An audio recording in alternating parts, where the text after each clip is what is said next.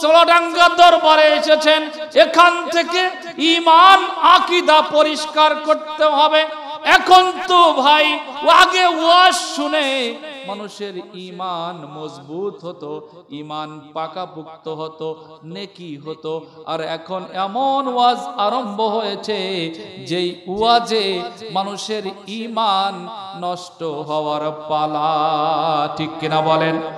এখন YouTube, Facebook, ভাইবার, হোয়াটসঅ্যাপে ওয়াজ শোনা যায়। কয়েকদিন আগে একজন মুফাসসির সাহেব ওয়াজ করলেন নবীকে ভালোবাসার কথা, কোরআনেও নাই, হাদিসেও নাই। এ কথা বললে কি ঈমান থাকবে? আপনার নামাজ থাকতে পারে, টুপি থাকতে পারে, দাড়ি থাকতে পারে, বিশাল তাফসীর মাহফিল হতে পারে, লক্ষ লক্ষ মানুষ হতে পারে, যদি আপনার ভিতরে এই কনফিডেন্স কনসেপ্ট কাজ করে নবীকে ভালোবাসার কথা কোরআনেও নাই, হাদিসেও নাই, আপনার ভিতরে ঈমান থাকতে পারে? জোরে বলুন, পারে? তারা যে বলে দিয়েছে, এমন মুফাসসির, বিশাল মুফাসসির সে ওয়াজ করেছে নবীর ভালোবাসার কথা কোরআনেও নাই, হাদিসেও নাই। এ কথা যে বলবে তার কি ঈমান থাকতে পারে? কোরআন হাদিসে নবীর ভালোবাসার কথা আছে না নাই?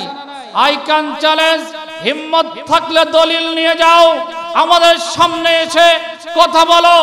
তোমরা খুলবা কুরআনুল কারীম 10 নম্বর পারা 9 নম্বর সূরা, সূরা তাওবা 24 নম্বর আয়াত। আল্লাহ বলেছেন আহাব্বা ইলাইকুম মিনাল্লাহি ওয়া রাসূলিহি, আল্লাহ বলেন you have love me and my messenger, Allah বলেন তোমরা আমি আল্লাহকে ভালোবাসবে, আমার নবীকেও ভালোবাসবে। এই যে আলেম ওলামা আছেন, আহাব্বা মানে কি? আহাব্বা মানে ভালোবাসা। সুবহানাল্লাহ বলেন, অধিক ভালোবাসা। কুরআনুল কারীম 10 নম্বর পারা 9 নম্বর সূরা, সূরা তাওবা 24 নম্বর আয়াতে আছে নবীকে জীবনের থেকে বেশি ভালোবাসতে হবে। সুবহানাল্লাহ বলেন। এখন সে যে বলছে নাই, কারণ কি? ওরা ইহুদিদের দালাল সেজেছে। গায়ে জুব্বা থাকবে, পাগড়ি থাকবে, টুপি থাকবে, হাতে কোরআন থাকবে। এগুলো থাকলেই ঈমানদার হওয়া যায় না। ঈমানদার হতে হলে নবীর প্রেম থাকতে হয় অন্তরে, ঠিক কিনা বলা মুসলমান? হাজিরিন, অন্তরে নবীর প্রেম যার যতটুকু তার ঈমানও ততটুকু, ঠিক কিনা বলেন? যদি ঈমানদারি, টুপি, পাগড়ি থাকলেই ঈমানদার হতো, তাহলে আব্দুল্লাহ ইবনে উবাই, মুলজিম, জুল খুয়াইসর আত-তামিমি, তারা আমার নবীর পিছনে নামাজ পড়েছে, কোরআন তেলাওয়াত করেছে, এমনকি জিহাদও করেছে, কিন্তু তারা কি মুসলমান ছিল? তারা ছিল মুনাফিক। এরকম মুনাফিকদেরকে চিনতে হবে।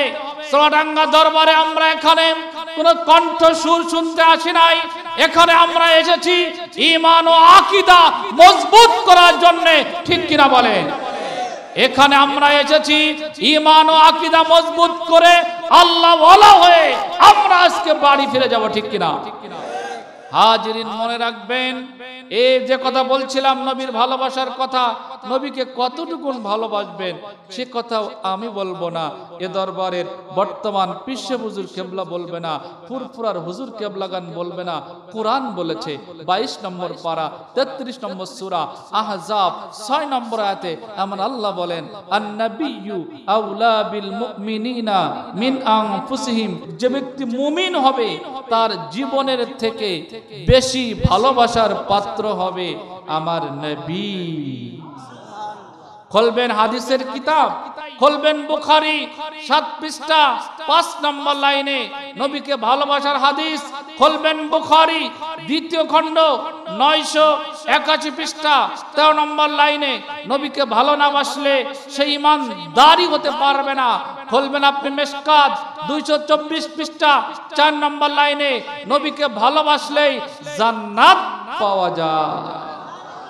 আপনি খুলবেন বুখারী প্রথম খণ্ড 6 পৃষ্ঠা 27 নম্বর লাইনে ইমাম বুখারীর মতে বড় পণ্ডিত আবু আব্দুল্লাহ মুহাম্মদ ইবনে ইসমাইল ইবনে ইব্রাহিম ইবনে মুগীরা আল-বারদাজবা আজ-জুফি আল-ইয়ামানি রাহিমাহুল বারি আল-বুখারী ইমাম বুখারীর মতে বড় পণ্ডিত বুখারী 6 পৃষ্ঠা 27 নম্বর লাইনে একটি শিরোনাম, একটি টাইটেল, একটি বাব, একটি পরিচ্ছেদ কায়েম করেছেন, বাবু হুব্বুর রাসূল মিনাল ঈমান।